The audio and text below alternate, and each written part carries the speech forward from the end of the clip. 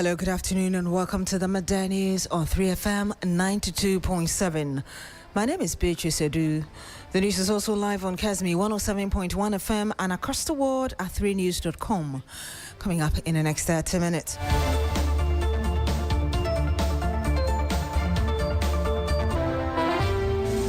Inspector General of Police call on Christian and Muslim leaders to help de-escalate rising religious tensions in Ghana and reaffirm their commitment to peace, tolerance and the rule of law. We gather in a moment of profound tension, a moment where foundational peace of our beloved republic is being severely tested. Well, the call follows call for de-escalation follows mounting tension between Tema Metropolitan Assembly and the Tema Development Corporation over the demolition of portions of a TDC development project at Tema Community 1. That's another story we'll be bringing you shortly.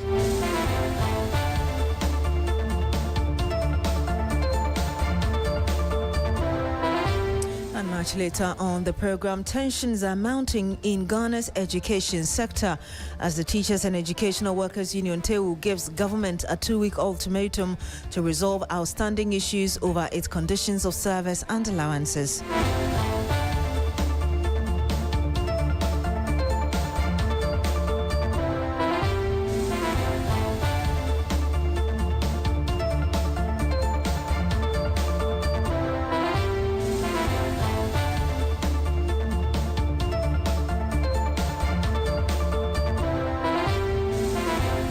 Thank you very much for joining us this afternoon. The Inspector General of Police, Christian Yohunu, has called on Christian and Muslim leaders to help de-escalate rising religious tensions in Ghana and reaffirm their commitment to peace, tolerance and the rule of law.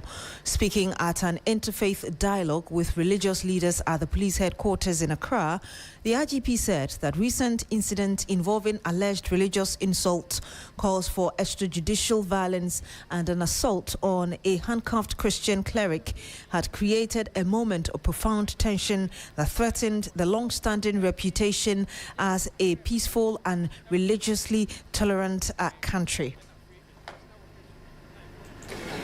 We gather in a moment of profound tension, a moment where foundational peace of our beloved republic is being severely tested. Over the past week, our nation has watched with heavy hearts as a storm of religious friction unfolded across our traditional and digital spaces. We have seen provocative words spoken against the Holy Prophet Muhammad, peace be upon him. We have heard inflammatory calls for extrajudicial violence, and we have witnessed a deeply disturbing video of a Christian cleric while in police handcuffs being slapped by an individual driven by anger. That single act of violence, an assault on a man already subdued by law enforcement, enraged millions of Ghanaians across religious lines.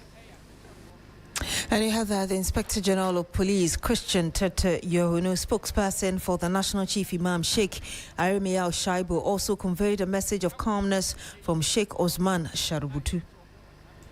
In the Central African Republic, we know what has happened there. But we in Ghana have been together, like the IGP said, for the past decades, we've lived together.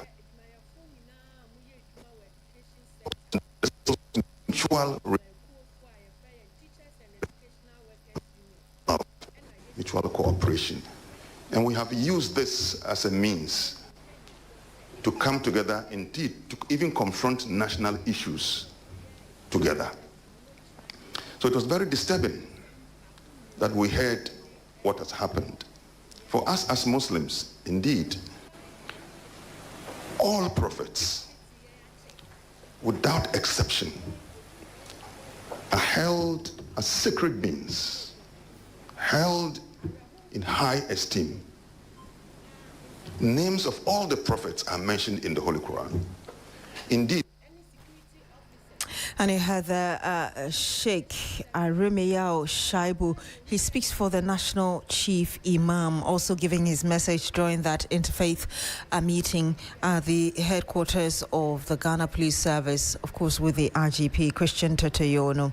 The Attorney General and Minister of Justice has disclosed the receipt of the PricewaterhouseCoopers report on the botched National Cathedral project. Speaking at the launch of the free primary healthcare in Zuarungu, the Bolga East MP said the money spent on the project could have successfully completed the Agenda 111 district hospitals across the country. Let's listen to exactly what he said.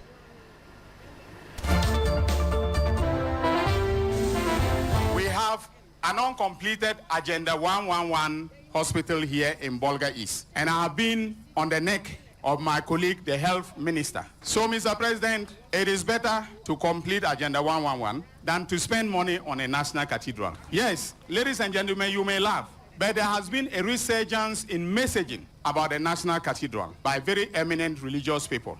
I want to say this. The money that was spent on the national cathedral from the report of PwC that was presented to me just last Friday, but I have the report. You don't build a house of God in the manner in which they went about it.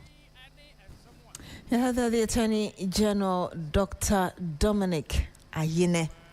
Tensions are mounting in Ghana's education sector as the Teachers and Educational Workers Union TEU gives the government a 2-week ultimatum to resolve outstanding issues over its conditions of service and allowances. TEU says it will not wait for the establishment of the Independent Public Emolument Commission before its concerns are addressed. The union's position follows an indication by the Fair Wages and Salaries Commission that negotiations on allowances and conditions of service will not proceed with public sector unions until the commission is established. Salamatu Brahma is the chairperson for TEU. Teachers and Educational Workers Union of the TUC is raising serious concern over the persistent neglect and unfair treatment of non-teaching staff within the Ghana Education Service, public and technical universities, and other educational institutions in Ghana.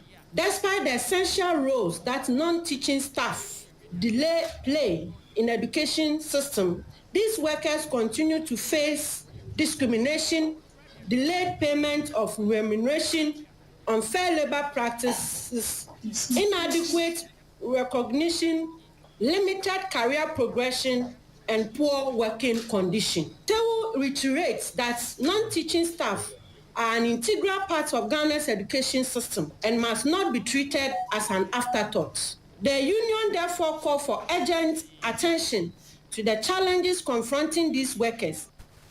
And you have Salamatu Brahma. She is the chairperson for the Teachers and Educational Workers Union, TEU.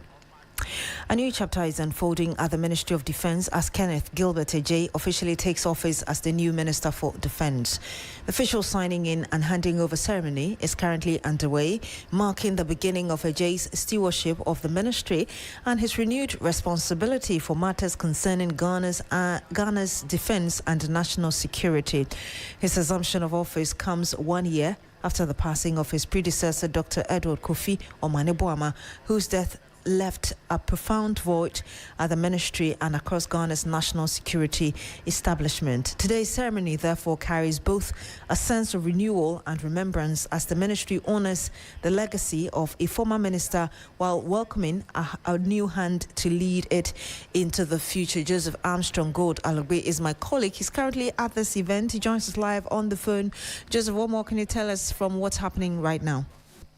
Yeah, so Beatrice, the ceremony signing in and take office of the new defense minister just ended with the new minister, Honorable Kenneth Ejay Mensah, calling on all to support. He, in his remarks, he said he's coming in with an open mind and is ready to listen and learn from senior military personnel who are already here, thanking the acting defense minister, Honorable Tuposin, and also wishing that, as Ghana is surrounded by a lot of terrorism attacks in other West African countries, we all have to come on board and support the military to safeguard the territorial integrity of the country. Beatrice.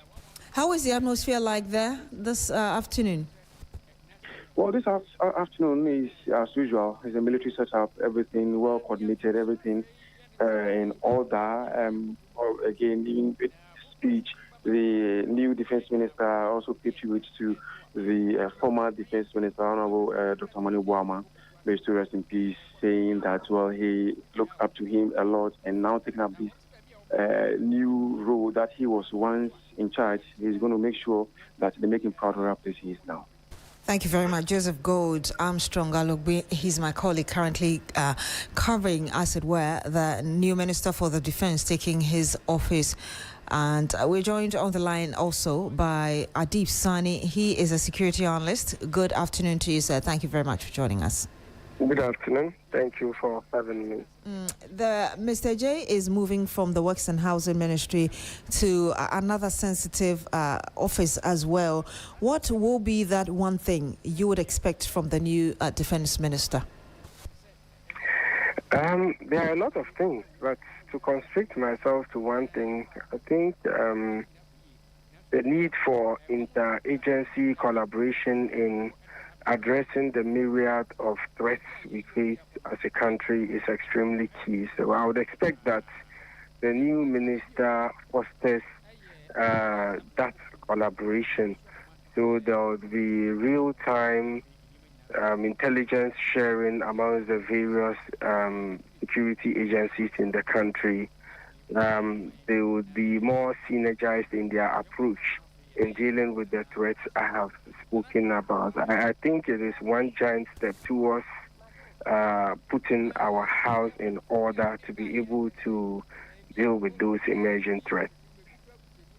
We'll have to end it here. Thank you very much, Adib Sani. He is a security analyst. Some 12 minutes past the hour of 12. When we come back, we'll bring you some more. Stay with us. Freezer, get the abba. I don't know for the abba. A freezer.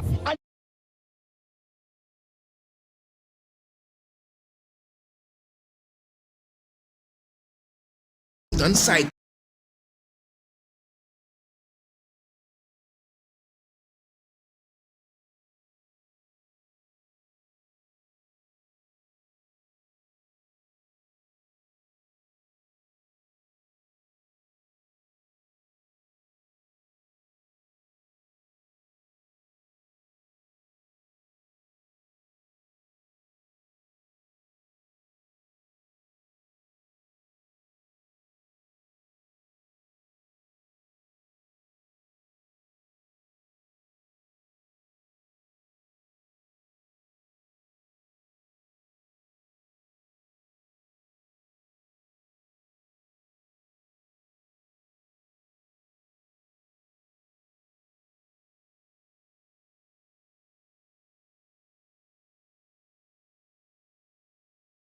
FM 92.7. Now, motorists and road users who ply the Achimota-Pokwasi Road continue to topple in poor visibility, facing anxiety and fear daily due to non-functioning street lights on the stretch.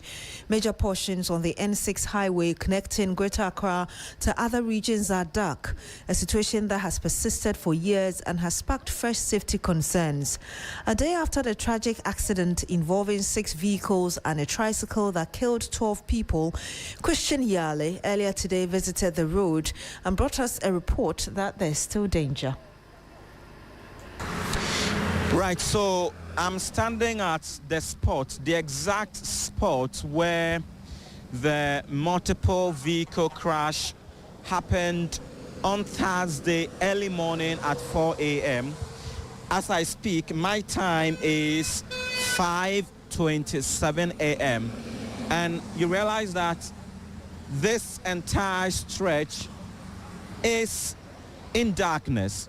None of the street lights on this stretch, and indeed all the way from Achimota towards the Pokwasi side, this is not the first time that I have been here. I remember that in 2024 and on multiple occasions I came on this stretch to report about the street lights and the darkness all over this place. Driving across or all along the Achimota-Pokwasi stretch, like I said, which is about 16 kilometers in the evening, at night, or early morning at dawn, like I find myself here right now with a team, you realize that it is increasingly a death trap, and it is increasingly difficult, and visibility is key or is important to road safety. That is the point we are making here. When you read the Road Traffic Act 2004, Act 683, na endo accident isi wa ha no no e fa ba bi men kan say light enya adwuma ka ho na ma accident nso e happy say street light ni ya adwuma na wo light nya kura ba bia car say si bia no ube hu say car say si wo ana one akratu kuma se kwan ye nam so no ye kwan ni nye kwan na say ana car kura say si kwan so on ba betwe car na ma ye kura ya sem me madwudwere ni say ha no on say gas no esane eba mo the speed na afu overhead no aka mo ye runs for hall no do bia do ha slow down and overhead. And that report was filed by Christian Yale, who was on that stretch earlier today. Now, tension is mounting between the TMA Metropolitan Assembly, TMA, and the TMA Development Corporation over the demolition of portions of a TDC development project at TMA Community 1 by the TMA Task Force. The two state institutions have offered Metropolis must comply with statutory planning and permitting requirements. The managing director of TDC, Courage Makafui Nunekpeku, described the demolition carried out by the TMA on Wednesday as extremely unfortunate. The operation was led by the mayor herself.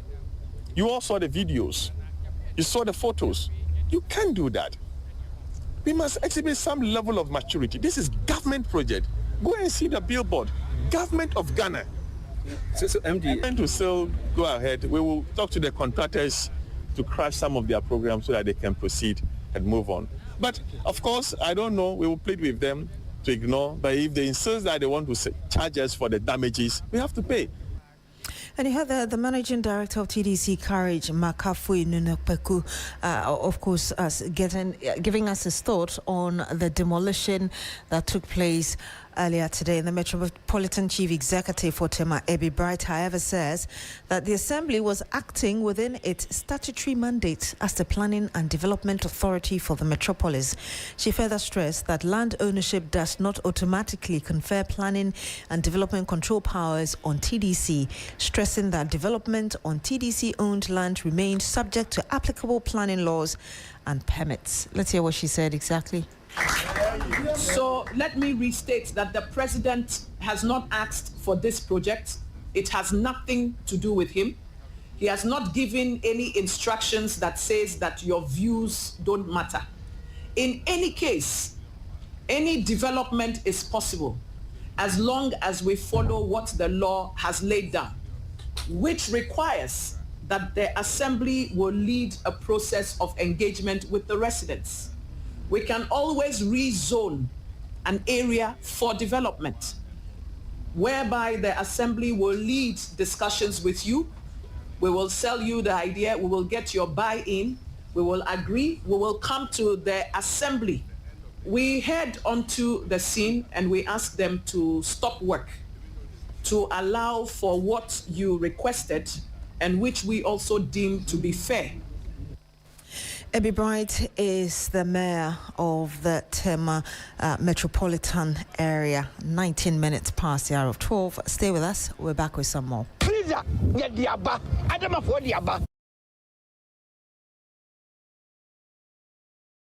Kilometers of rhythm, road, and discovery. Hundreds of riders expected. One national journey. This is more than cycling. This is Ghana in motion. 28th and 29th August. To register or participate, call or WhatsApp 0531 100927. Single 200 Ghana cedis. Group of 10 1,600 Ghana cedis. Group of 5 800 Ghana cedis. 3FM Tour to Ghana 2026. Ride the rhythm. Discover Ghana. Loading. Are you ready? 3FM Tour to Ghana 2026. Brought to you by You Fresh Juice. Fratelli Calipo. 2 days, 3 regions. From Accra through Pearl to Kumasi, hundreds of kilometers of rhythm, road and discovery. Hundreds of riders expected, one national journey. This is more than cycling. This is Ghana in motion. 28th and 29th August. To register or participate, call or WhatsApp 0531 100927. Single 200 Ghana cedis. Group of 10 1600 Ghana cedis. Group of 5 800 Ghana cedis. 3FM Tour to Ghana 2026. Ride the rhythm, discover Ghana. Loading. Are you ready? 3FM Tour to Ghana 2026. Brought to you by You Fresh Juice. Fratelli Calipo.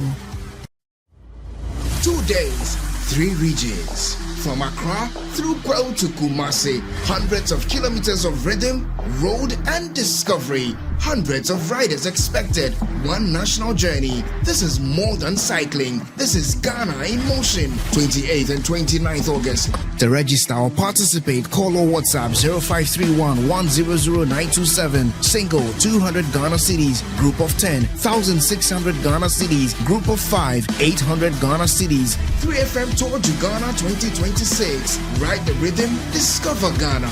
Loading. Are you ready? 3FM Tour to Ghana 2026. Brought to you by You Fresh Juice. Fratelli Calipo. 2 days, 3 regions. And you saw here on the midday news on 3FM 92.7, the Institute for Fiscal Studies, IFS, has urged the government to devise a strategy to generate revenue from the rapidly expanding small-scale gold mining sector. It says, although data showed, for instance, that in 2025, gold exports increased by $20.98 billion, with small-scale mining contributing as much as $10.80 billion. The government did not articulate any strategy in the mid-year budget for mobilizing revenue from the small-scale gold mining sector. The Chief Executive Director of IFS, Dr. Said Boache, made the call at a press conference in Accra to present the think tank's analysis of the government's 2026 mid-year budget review.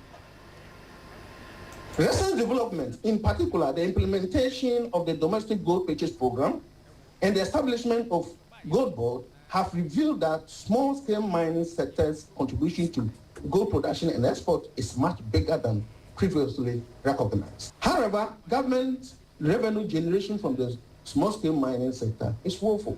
As an example, in 2025, Ghana's gold export increased by a remarkable 103.3%, from 10.31 billion to 20.98 billion. That's more than double in 1 year. Of this, small-scale mining contributed as much as 10.8 billion, representing 51.5%. Previously, we thought small-scale mining sector consisted of 15%, 20% to 30%. Now, 2025, was the president of the Gold Board, Gold Purchasing Program, we've known that it is even bigger than the last gold mining. You heard Dr. Said Boache. He's the Executive Director of the Institute for Fiscal Studies, IFS. The government says it is targeting the establishment of 100,000 hectares of new oil palm plantations as part of efforts to reset Ghana's oil palm industry, create jobs and reduce the country's dependence on imported palm oil. The Minister for Food and Agriculture, Eric Opoku, says the expansion must go beyond increasing the acreage under cultivation and instead focus on productivity, processing and improved incomes for farmers. There's more in the following report. The government's plan to establish 100,000 hectares of new oil palm plantation is being presented as a major intervention to transform Ghana's oil palm industry. Speaking at a national oil palm multi-stakeholder forum in Accra, Agricultural Minister Eric Opoku said the program forms part of government's broader strategy to move from agricultural policy to practical result. The success of this initiative will not be judged only by the number of hectares planted. It will be judged by the quality of planting material supplied, the productivity of farms, the inclusion of smallholders, women and young people, the security and transparency of land arrangements, the protection of forests and biodiversity, the availability of patient finance, efficiency of processing, the strength of market linkages.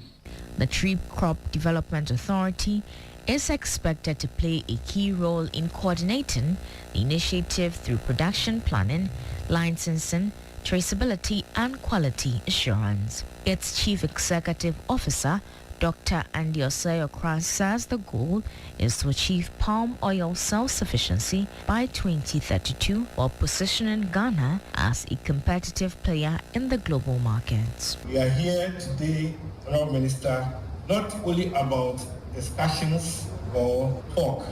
It's designed and structured to build concrete consensus and establish a clear execution plan how to go about this. And we also want to align our efforts to unlock the full potential of the industry as directed by His Excellency the President. And there was a News Desk report. The Fair Wages and Salaries Commission has criticized members of the Ghana Association of University Administrators over what it describes as unfair accusations that the Commission has failed to ensure the payment of their allowances. The administrators have been on strike since August 10 over disparities in remuneration between teaching and non-teaching staff. Dr. Smith Graham is the Chief Executive Officer of the Fair Wages and Salaries Commission. The argument they are putting across is very unfair to us, very unfair to the labor front, and very unfair to everybody. First of all, we've met with them, had lengthy discussions with them, and concluded negotiations with them. And then it came to the time of UTAG. We also had the same lengthy negotiation and concluded with UTAG. It is surprising that when you see one group concludes its negotiation, you go and look at yours and then start doing that comparison. Heather, Dr. Smith Graham, he is the Chief Executive Officer of the Fair Wages and Salaries Commission.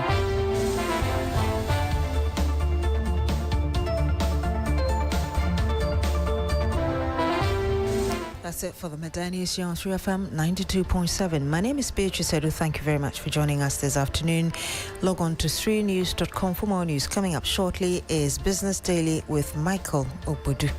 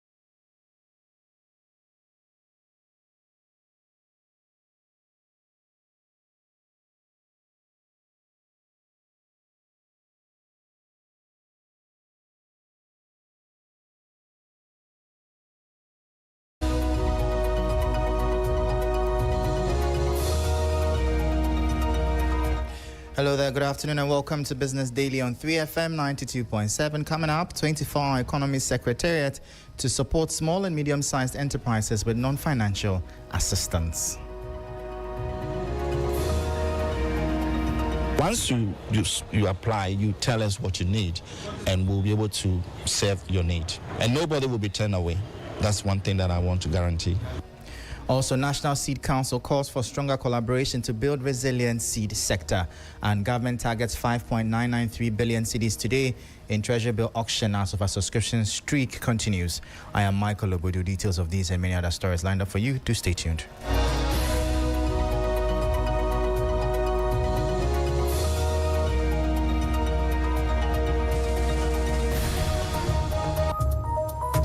Thank you so much for your time. Now, the 24-hour Secretariat is preparing to provide non-financial support to small and medium-sized enterprises, SMEs, to help them grow and thrive under the government's 24-hour Economy Initiative.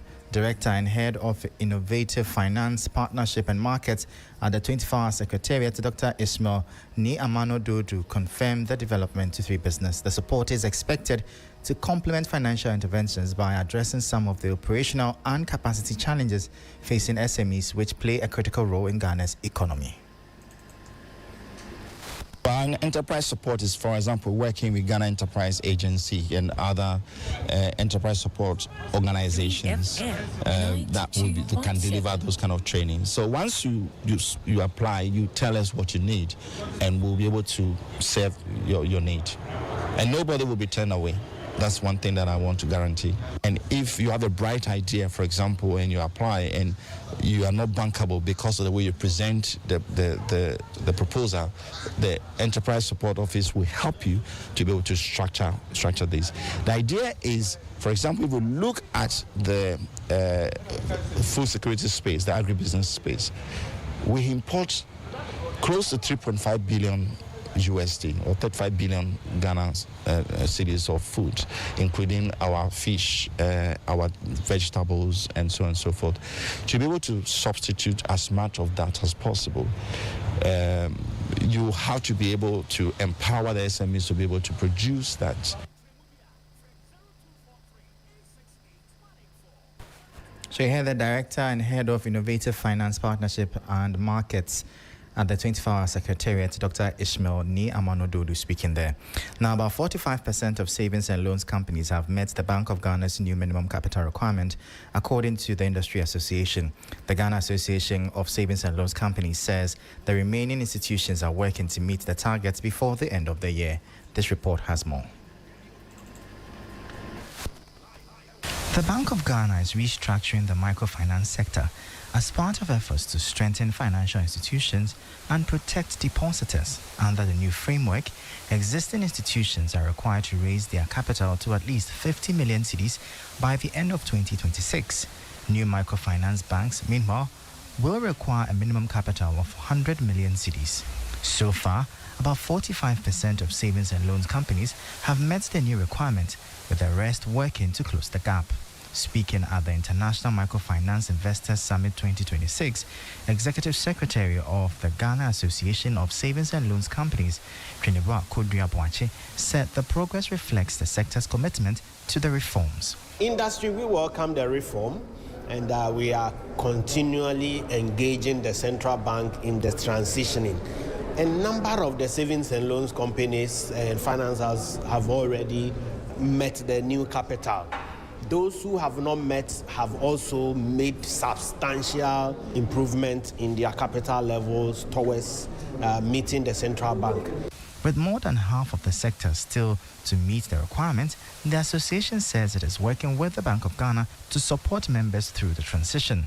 The reforms should reshape the sector, with institutions unable to meet the new requirement potentially facing consolidation or an exit from the market. If we really want to move microfinance to be a mainstay in our banking and finance system, then there's a need for us to consider all the other aspects, including the regulator, the investors, the operators, and the people that develop the softwares and the technologies that we use to market our products. If these components are not put together, regardless of how you push, you will still not get the expected end. Let's bring you some more stories now. The government returned to the domestic money market today, seeking to raise almost 6 billion cedis through a Treasury bill auction. The auction, designated Tender 2020, is expected to cover the standard Treasury bill tenors as government continues to rely on the domestic money market to meet its short-term financial needs. The following three Business News Desk report has the details.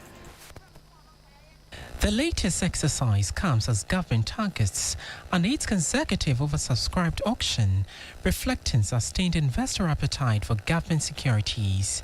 The proceeds from the auction are expected to be used to settle immediate maturing obligations and support other budgetary expenditures. The continued demand for Treasury bills will be closely watched by investors and financial market participants, particularly amid efforts to maintain fiscal stability and manage government's domestic financing requirements. The auction also comes as government seeks to balance its short-term funding needs with the broader objective of managing borrowing costs and maintaining stability in the domestic financial market. Attention will therefore be on the level of bids received, the amount accepted, and the yields investors demand for the various Treasury bill tenors.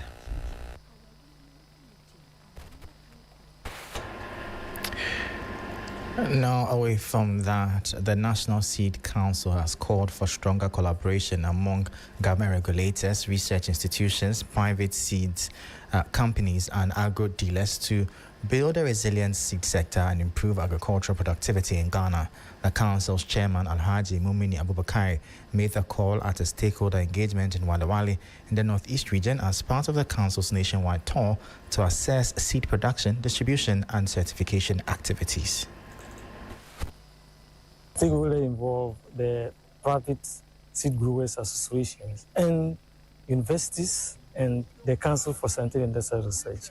So our visiting Northern region here, we met with the seed growers associations. We interacted with them. We are here with the Council for Scientific and Industrial Research, and that is why we have to visit the field. In fact, as we're all aware, since we took over the seed company, farmers are complaining a lot about the seed industry. We have noticed that there are a lot of seed infiltration in this country, some few challenges, and we thought that it's really important that we meet with farmers and the stakeholders so that at the end of the day, we get the lasting solution in solving the seed challenges in this country. That is why we are here.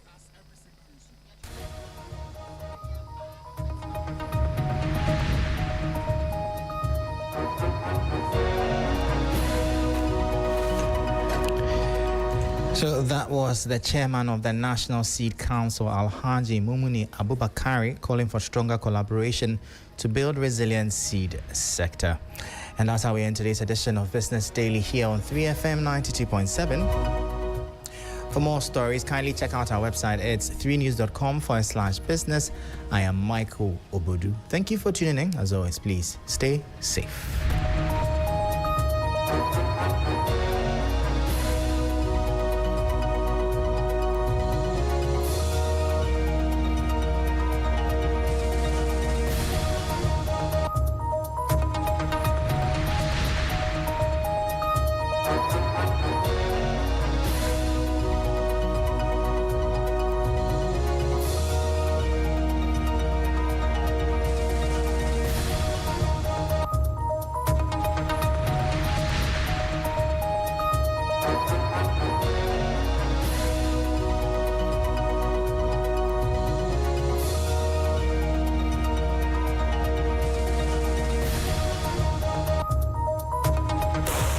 FM 92.7 Urban Lifestyle Radio Station.